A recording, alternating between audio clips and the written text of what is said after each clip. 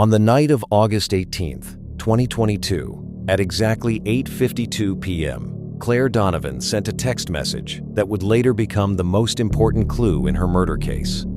It wasn't dramatic. It wasn't long. It was one sentence, a warning, the kind of sentence that sounds unsettling in the moment and devastating later. If he shows up again tonight, call the police. Her older sister, Megan Donovan, saw the message less than 2 minutes later and called immediately. No answer. She called again. Nothing. She texted. Still nothing. By 9:29 p.m., Megan was driving through Willow Creek, Colorado, with what she would later describe as the kind of dread that starts in your body before your mind catches up. When she arrived at Claire's apartment, the front door was slightly open. The kitchen light was on. A glass had shattered on the floor. One chair was knocked sideways. Claire's sandals were still near the couch. Her purse sat untouched on the counter. Her keys were still inside.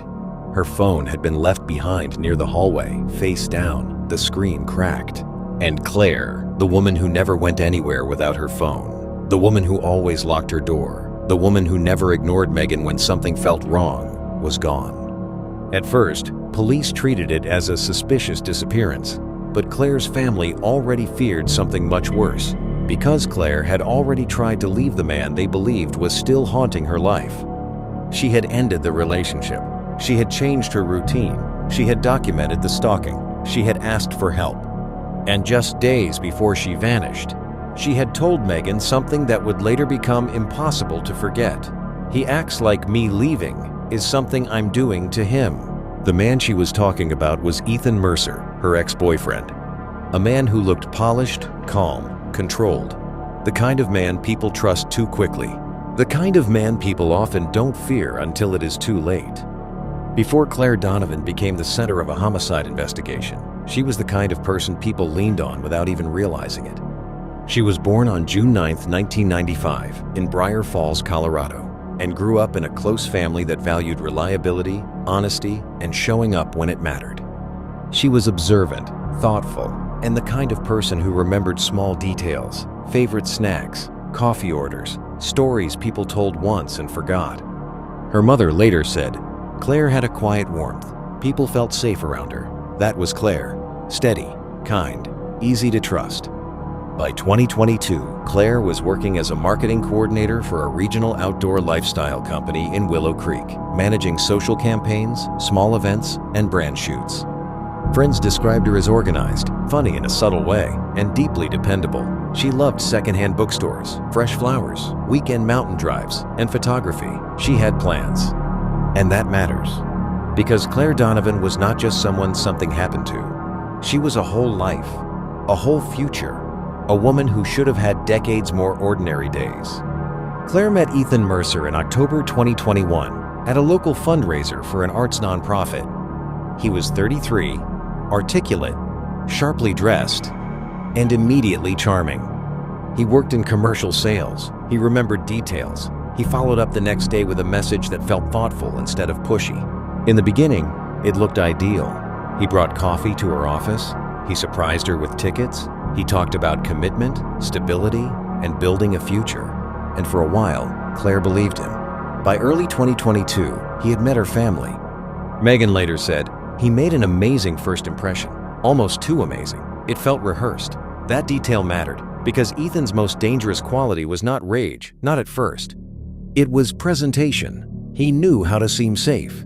At first, his behavior looked like intensity, disguised as affection. He texted often, then constantly.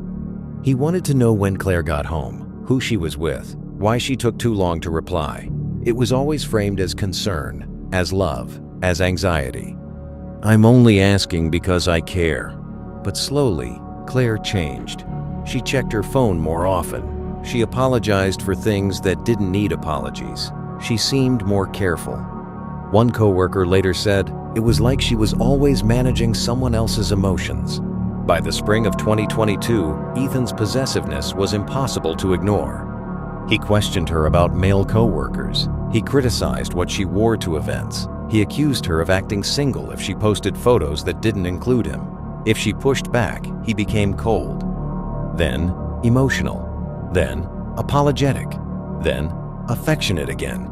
A cycle. And like many people in controlling relationships, Claire adapted before she fully understood what she was adapting to. She became smaller around the edges, more careful, easier to manage.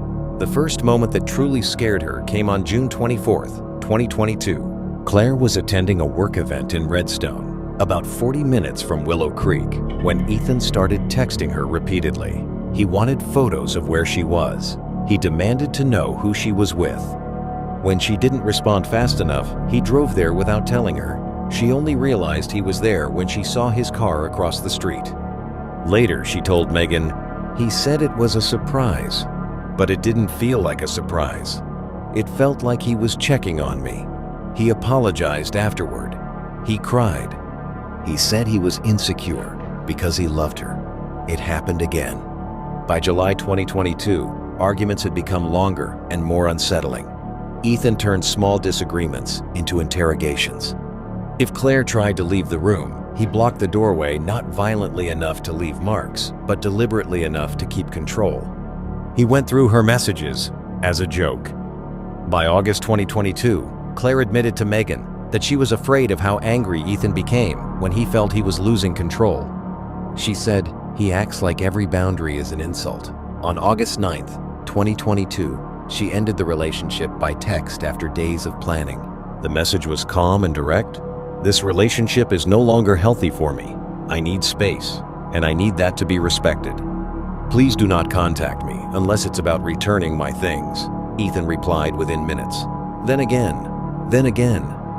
By the end of the day, he had sent more than 25 messages across text, email, and social media. Some begged, some blamed, some sounded casual until you read them later. "You're making a huge mistake. Don't expect me to just disappear." Claire blocked him. He created new email accounts. He sent flowers to her office. He left a handwritten note under her windshield wiper. "We're not done." On August 12th, Claire filed a harassment report with Willow Creek Police Department. She told officers Ethan had been contacting her repeatedly, appearing outside her apartment and leaving notes on her car. She was told to keep saving messages and seek a protective order if it escalated. It did. On August 17th, security footage later showed Ethan entering Claire's apartment complex garage shortly after midnight and remaining there for nearly an hour. He never approached her unit on camera. He didn't need to. He was there, watching. Thursday, August 18th, 2022, started like any normal day. That's what makes it so haunting. Claire spent the morning at work. She left around 5:27 p.m. She stopped at a local market near Maple Street and bought sparkling water, pasta, tomatoes, and dog treats for her neighbor's golden retriever she sometimes watched.